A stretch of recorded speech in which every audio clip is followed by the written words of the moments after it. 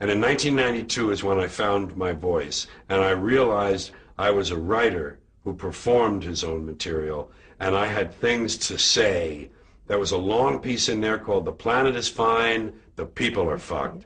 And it was a very good analysis of why it's not important to save the planet. It's more important to save yourself, and the planet may come, the planet's going to be here. We'll go away.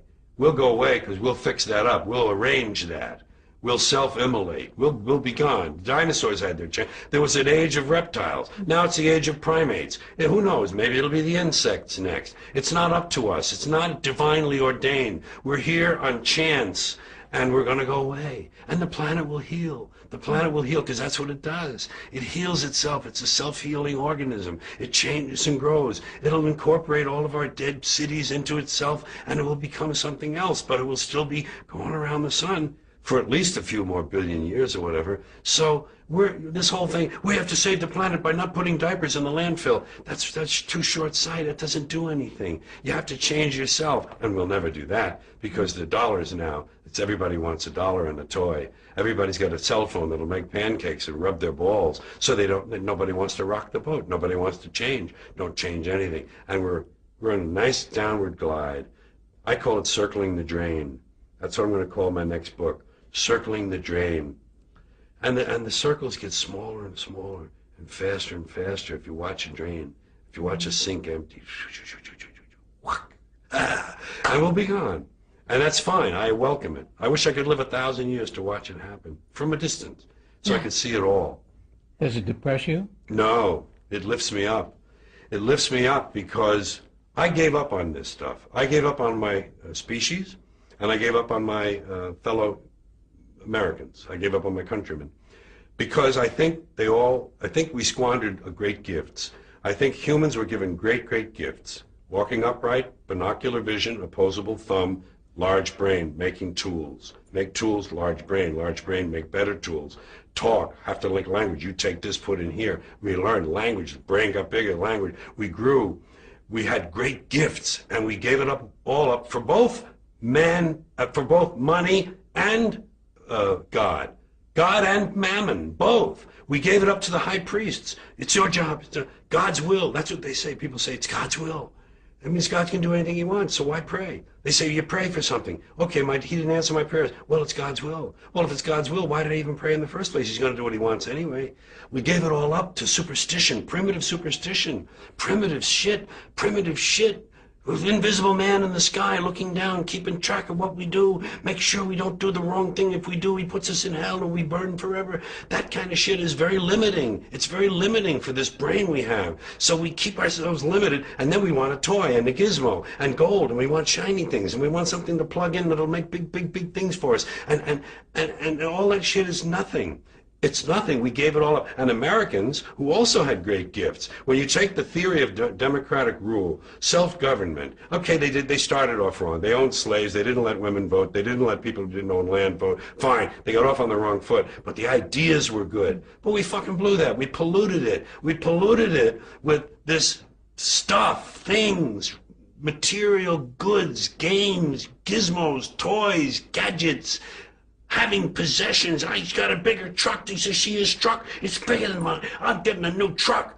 Here's a big truck. Oh, I'm getting that one. That's what, you got a video in it? You DVD too? You don't have a DVD. I got a DVD, Oh, please.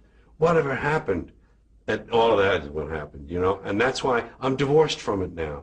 I see it from a distance. I give myself a divorce. I said, George, emotionally you have no stake in this. You don't care one way or another. So watch it. Have fun. You know what? I say it this way. When you're born in this world, you're given a ticket to the freak show. And when you're born in America, you're given a front row seat. And some of us get to sit there with notebooks. And I'm a notebook guy. Oh my God, did you see that? Did you see what he just...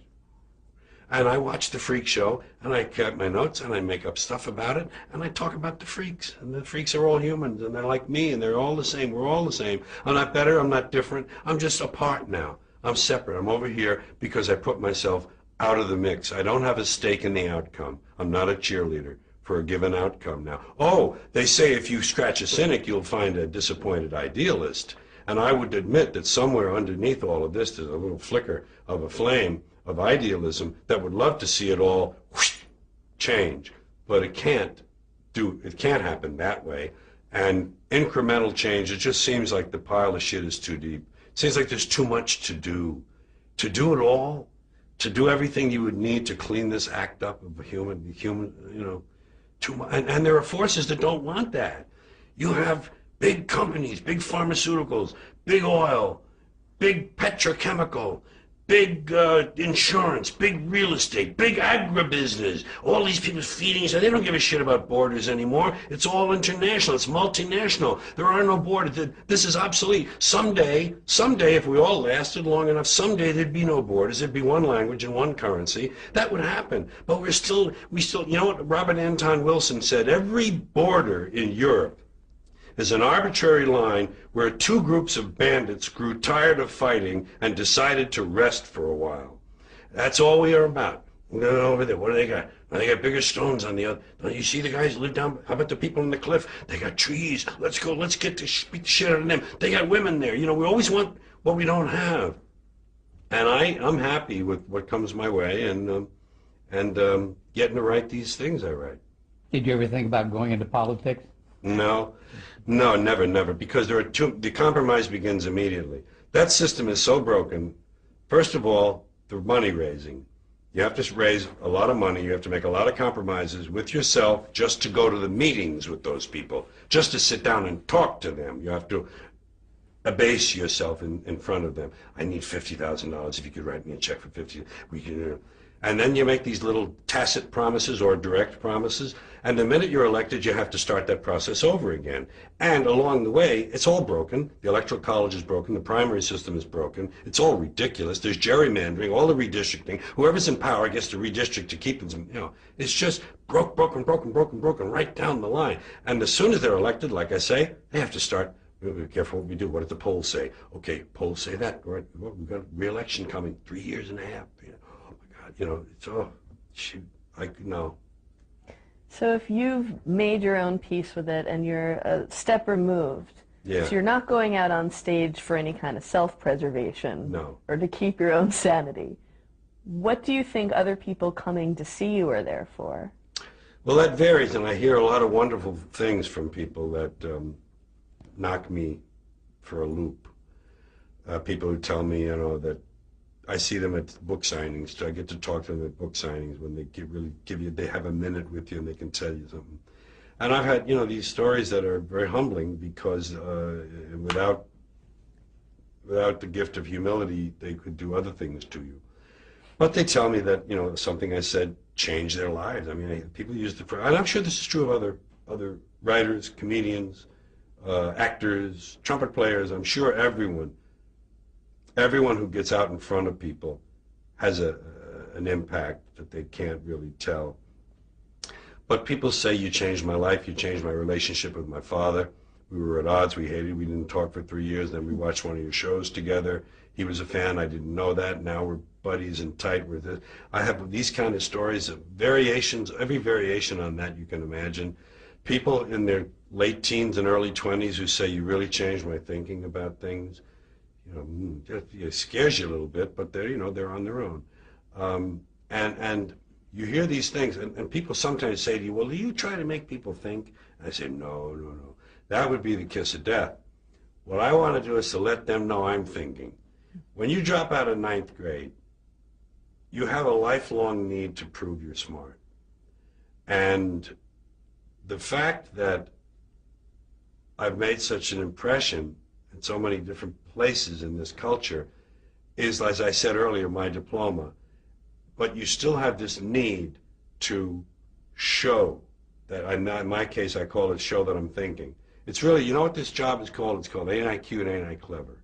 Ain't I cute, ain't I clever? Look at him. Oh, he's so clever. My aunt used to say that. You're very clever. I didn't know clever had more than one meaning, because clever can also be, to steal a quarter out of your mother's purse and not get caught. But she didn't mean that. She just meant I was kind of funny kid. You're very clever. You're really clever. You get away with a murder in this house. She knew. She was on to me and Pat. But it's just really gratifying. You said, you all talked about what success was. You talked about Carnegie Hall. You mentioned success. And I found out along the way somewhere that the secret of success or happiness is doing something you love, doing it well, and being recognized for it. The third part is very important. Not enough to do it in solitude, away from the crowd. Someone, even if it's just your boss, has to say, I saw the report that you did for the yearly review. That was wonderful. There's a lot of work went into that. I saw it, and it was wonderful. That means everything to a person. So that is part of the definition for me of happiness or success, to feel you're being recognized for your good stuff.